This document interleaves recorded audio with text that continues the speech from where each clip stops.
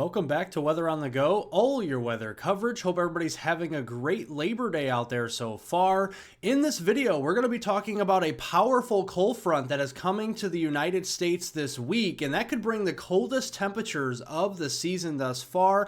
Also, increasing storm chances along that cold front could bring some severe weather in the form of damaging winds, large hail, and isolated tornado to parts of the United States. We're going to go over that and looking ahead at your tropical weather update at the very end of the video, as new tropical systems are forming in both the Pacific and the Atlantic basins that we're going to be talking about as well. If you do enjoy my full breakdowns of all my weather forecasts, make sure to subscribe to my channel. If you aren't a subscriber, make sure to do so. Turn on the post notification bell so you're notified for future videos and live streams we do on the channel. And of course, like the video, share it with a friend, family member, and on social media.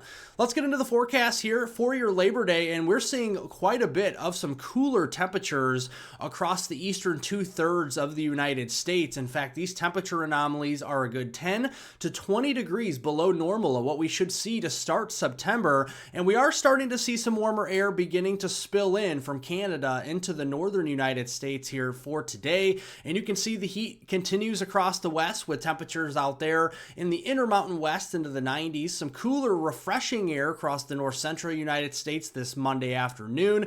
In fact, we see some rain-cooled air across portions of the plains into the 60s and low 70s this afternoon. And along the Gulf Coast, we're into the 80s and the 90s.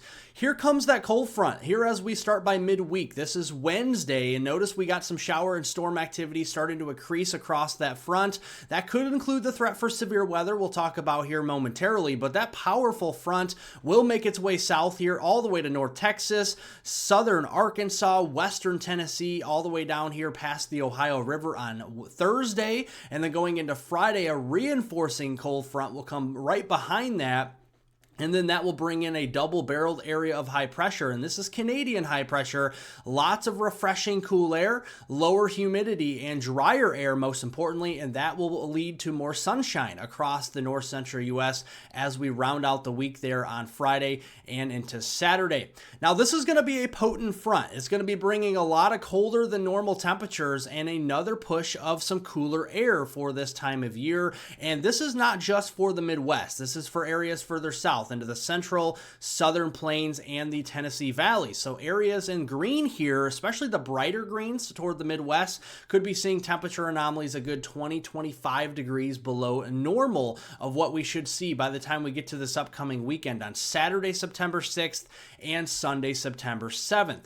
And we look here at midweek once that front starts to push in, and you can see those record high temperatures are going to go away across the west after a while. And we're going to start to replace those, at least in the Midwest, with those record cool high temperatures. So we could be seeing highs in the 50s and 60s across a large chunk of Wisconsin, Minnesota, Michigan, into Ohio and Indiana on Thursday. We continue to see that as we go into Friday and Saturday. So this is a cool down for a sustainable amount of time. Once it gets here, it will be here for several days in a row.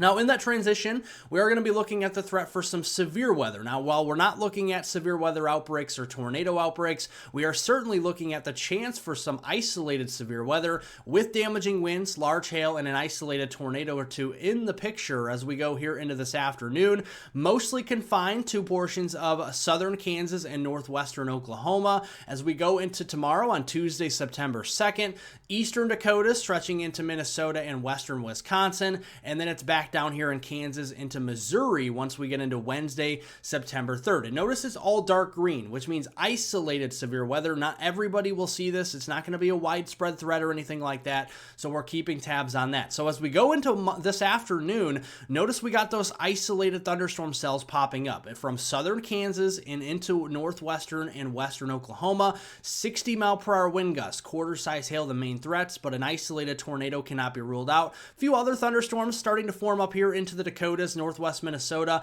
Those should not be severe, though. But as we go into the day on Tuesday afternoon and evening more specifically, this is when we could see more of those isolated severe thunderstorms popping up from South Dakota into southern Minnesota, perhaps northern Iowa, and stretching into western Wisconsin. Again, 60-mile-per-hour winds and quarter-size hail should be the main threats here, but an isolated tornado may be possible. And we also have the threat for locally heavy rainfall with these storms. Once we go to Wednesday afternoon and evening, it's more so from Kansas and northern Oklahoma into western Missouri, maybe stretching as far east as western Illinois. We have to watch out for some stronger storms here. Again, 60-mile-per-hour winds, quarter-size hail should be the main threats. Isolated tornadoes are more secondary, but locally heavy downpours will still be possible there on Wednesday. And notice the rainfall. This is the national blend of models taking you through 7 a.m. on Saturday, September 6th, and there's some decent rains where that low pressure system is attached to that cold front up into Ontario and Quebec. Heavier rains up there. Heavier rains for the Northeast down into the Appalachians, so we'll be keeping an eye on some runoff there. But other than that, kind of some sporadic rainfall across the plains and into the Midwest as we go through this week. And there could be some heavy rainfall. Some areas could get an inch or two. Other areas may see just a quarter of an inch of rain or less. So that's what we're dealing with as we go through the week. Heading into the second week of September, next Monday, September 8th through Saturday, September 13th, we're going to see a trough come in across the western third of the United States, ridging starting to build, at least weak ridging across the east, and that will give us a little bit of a moderating trend in our temperatures along and east of the Mississippi River, albeit still cool across those areas as we go into the second week of September, and starting to cool off across the immediate west coast once that trough comes in between, say, the Rockies and northern plains, we will be trending slightly above normal with our temperatures there as well. Now, as far as precipitation is concerned, the European model is pretty active there from the Pacific Northwest into the north central plains, whereas the GFS model, a little bit more progressive with the trough, brings it a little bit further east towards the Midwest. So we'll be keeping an eye on the placement of the rainfall as we go into the second week of September and where the heaviest rainfall will fall, and if any severe weather will be in the forecast. Now, there is a chance for snow now, right? We're entering a period of early September. We're getting closer to winter. We're getting colder air in the mix, so snowfall in higher elevations of Montana, Idaho, and western portions of Wyoming may be a thing in several inches according to the European model next week, whereas the GFS a little bit warmer of a solution, and it brings a little bit less snowfall to the higher elevations, but nonetheless, there is a signal for snow into parts of Idaho, Montana, and into Wyoming in the higher elevations once we get into the second week of September. Let's turn over to the tropics. The Atlantic Basin, we have a 40% chance of development here in the main development region. That wave just came off Africa literally 24 hours ago, and this system is going to be interacting with some warmer water temperatures. Behind Aaron, we still have some cooler upwellings there just east of the United States, but we're starting to warm up with our water temperatures here very quickly across the Caribbean, and the Gulf is a hot tub right now. So as we go through the next 7 days between today, right now, and next Monday, September 8th, I don't know why I said August, September 8th, we're going to be looking here at some members of the European guidance showing some stronger signals of a tropical storm, even a low-end hurricane becoming possible in the central and western main development region, with yet another tropical wave right behind that coming off of Africa. We look at the GFS ensemble guidance. While it's a little bit further north, there's still some members here that are showing tropical storm and low-end hurricane strength across the central and western main development region, with yet a signal, just like the European model, showing more of those waves coming off Africa right on the heel. So I think we're getting into a period by middle of September, late September, where we're going to start to get active here in the Atlantic Basin. That is for sure.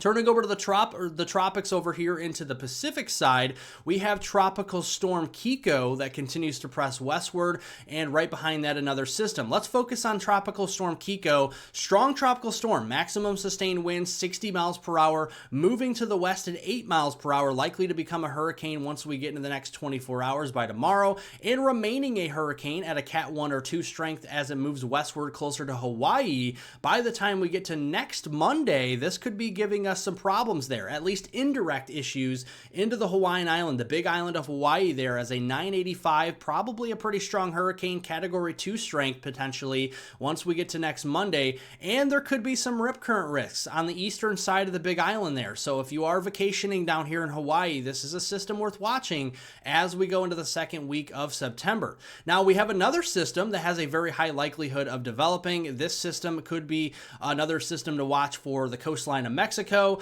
The Baja of California has an 80% chance of development.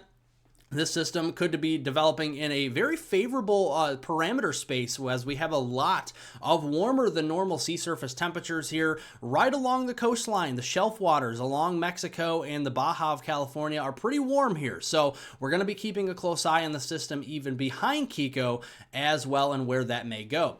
Hey, if you enjoyed the forecast, make sure to subscribe to the channel. We do daily weather forecast breakdowns. Go check out my winter forecast. That's going to be in the link down below this video. There's going to be a link for that weather video, so make sure to go watch that. Lots of great stuff for December, January, February. We go over the entire winter forecast with your snowfall, ice, and everything you need to know about winter in that forecast. Otherwise, like this video, share it with a friend, family member, and on social media. Comment in the comment section down below the video. Let me know how your weather is here this Labor Day. I definitely appreciate it. Thank you all for watching, and I'll see you all in the next video.